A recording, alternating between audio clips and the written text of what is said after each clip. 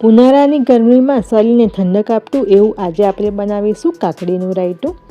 તો ચાલો એની રેસીપી જોઈ લઈએ. તો કાકડીનું રાયતું બનાવવા માટે મેં અહીંયા 3 નાની સાઈઝની કાકડી લઈ લીધી છે. તો સૌથી પહેલાં એને છીણી લઈશું. તો બહુ મોટું છીણ ના પડે એ રીતની આપણે નાની સાઈઝની છીણી લઈ લેવાની છે.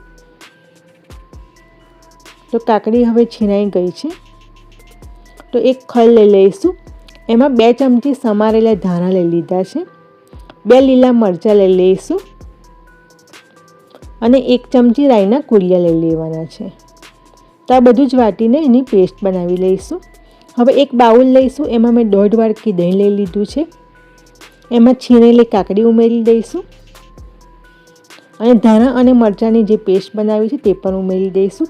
સ્વાદ અનુસાર મીઠું ઉમેરીશું અને 1 ચમચી દળેલી ખાંડ ઉમેરવાની છે. તો આ બધું જ સારી રીતે મિક્સ કરી લઈશું. તો બસ તૈયાર છે કાકડીનું રાયતું. તમે એને લંચ ટાઈમમાં અથવા તો સવારે નાસ્તામાં થેપલા અથવા તો પરોઠા સાથે પણ ખાઈ શકો છો. તો રેસીપી ગમી હોય તો મારી ચેનલને લાઈક અને સબસ્ક્રાઈબ કરી દેજો. Thank you.